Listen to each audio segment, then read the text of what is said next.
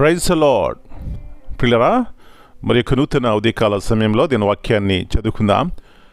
యోవేలు గ్రంథము 2వ అధ్యాయము 26వ వచనం. జోల్ 2:26. నా జనులు ఇక నిన్నటికి సిగ్గునొందరు. And my people shall never be ashamed.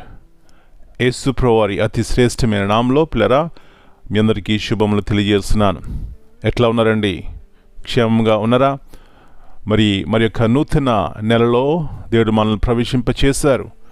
కృతజ్ఞతాస్తులు చెల్లించాలి. హృదయం అంతటితో దేవుని ఎదుట సాగిలపడాలి. గల కారణము పిల్లరా, ఎంతోమంది మన కళ్ళ ముందే ఈ లోకాన్ని విడిచిపెడుతున్నారు. వారికంటే గొప్పవారమని, అందచందములు గలవారమని, యోగ్యులమైన కాదు కానీ దేవుని యొక్క ఉచితమైన కృప మన పట్ల ఉంది అనే సత్యాన్ని జ్ఞాపకం చేసుకుని మనసారా ఆయన పూజించి ఆరాధిద్దాం. మంచిది. ఇక్కడ చూసినట్లయితే శ్రేష్టమైనటువంటి వాగ్దానాన్ని దేవుడు మనకిస్తున్నారండి. నా జనులు ఇక నిన్నటికి సిగ్గునొందరు. పిల్లరా, నా జనులు ఎవరి జనులమండి? మనము జీవమగల దేవుని యొక్క ప్రజలము. ఎప్పుడైతే యేసు ప్రభువాన్ని హృదయంలో చేర్చుకుంటామో, పాపం నుంచి, శాపగ్రస్తమైన జీవితం నుంచి విడుదల పొందుతామో, పిల్లరా దేవుని యొక్క జనులమైపోయినాం, ఆయన పిల్లలమైపోయినాం. ఆ గొప్ప అర్హత దేవుడు మనకి ఇచ్చినాడు. కాబట్టి ఆయన మనల్ని సిగ్గుపరిచేవాడు కాదు. అయితే ఎప్పుడు మనం సిగ్గుపరచబడమండి? యేసు ప్రభువారు ఈ లోకం ఉన్నప్పుడు ఒక చక్కని మాట అన్నారు. నా యందు మీరును, నా మాటలు మీ యందును. నా ప్రియుడా, నా ప్రియ సహోదరి, ఏ విషయంలో నీ సిగ్గుపడుతున్నావు? ఏ విషయంలో నీ కృంగి ఉన్నావు? నా దేవుడు, మన దేవుడు సిగ్గును తీసివేసి సంతోష వస్త్రమును ధరింపచేసేవాడే ఉన్నాడు. అయితే మనం ఏం చేయాలండి? ఆయన మాటలు మన నిలవాలి అంటే దీని వాగ్దానములను పట్టుకుని, ప్రభువా ఈ విధముగా వాగ్దానం చేసినావు, ఎందుకు నా జీవితం నెరవేర్చవు అని ఆయన పాదాలు పట్టుకున్నప్పుడు పిల్లరా, ఆయన కరుణించే దేవుడు, కృప చూపెట్టే దేవుడు, ఆదుకునే దేవుడు. కాబట్టి ఆయన వైపు చూసి ఈ గొప్ప నిరీక్షణ కలిగి జీవిద్దాం. అలాంటి కృప దేవుడు మనందరికీ దయచేయునుగాక. ప్రార్థన చేసుకుందాం. జీవమగల దేవా, పరిశుద్ధమైన తండ్రి, మరి యొక్క నూతన ఉదయకాల సమయాన్ని బట్టి మీ కొందనాలు నాయనా. మరి యొక్క నూతన నెలలో మమ్మల్ని ప్రవేశింపచేస్తున్నారు. మీ కొందనాలు చెల్లిస్తున్నాం. మీ యొక్క ఉన్నతమైనటువంటి వాగ్దానాలు బట్టి మీ కొందనాలు.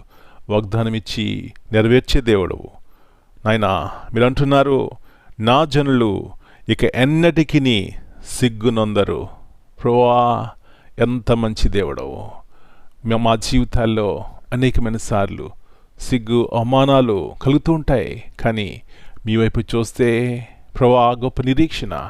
మీ వైపు చూస్తేనే మాకు సంతోషం, సమాధానము. ఎన్నోసార్లు లోకం వైపు చూసి నష్టపోతున్నాం. లోకం వైపు చూసి సిగ్గు, అవమానం పొందుతున్నాం. కానీ ప్రభువా మిమ్మల్ని చూస్తే, మీ వైపు చూస్తే మమ్మల్ని బలపరిచి స్థిరపరిచే దేవుడు. మీ కొందనాలు చెల్లిస్తున్నాం. ఒకవేళ యేసు ప్రభువారి కొరకు ఈ లోకంలో సిగ్గు, అవమానము పొందుతుంటే అదెంతో గొప్ప ధన్యత నాయనా. కాబట్టి మా ప్రియులు మీరు బలపరచండి, స్థిరపరచండి, ఘనపరచండి. యేసు ప్రభువారి వైపు చూసిన వారు ఎప్పుడు సిగ్గుపరచబడరు అనే సత్యాన్ని జ్ఞాపకం చేసుకుంటున్నాం. మరొకసారి మా ప్రియుల యొక్క కుటుంబాలు మీరు దర్శించండి, సమాధానం దయచేయండి. ఎవరైనా వ్యాధితో బాధపడుతున్నా, ఆయా రీతిలుగా సమస్యలతో ఉన్న యేసు ప్రభువారి యొక్క నామమును బట్టి వరకు విడుదల కలుగుగాక. సహాయం చేసి మీ యొక్క నామమును మీరు మహింపరచుకుంటారని, ఈ దినమంతా మీరు ఇట్ల కింద భద్రపరిచి ప్రతి ఒక్క అపాయాన్ని తప్పించమని యేసు ప్రభువారి అతి శ్రేష్టమైన నామమును బట్టి ప్రార్థన చేస్తున్నాను తండ్రి. Amen. My dear brothers and sisters, greetings in the precious name of our Lord and Savior Jesus Christ. Here in Joel 2:26, the Bible says, "Never again will my people be ashamed." This verse is all about restoration and blessing. God promises to restore abundance after seasons of loss or hardship. It's a reminder that He not only provides but does so overflowingly. When we trust Him, He replaces shame with joy and lack with plenty. Amen.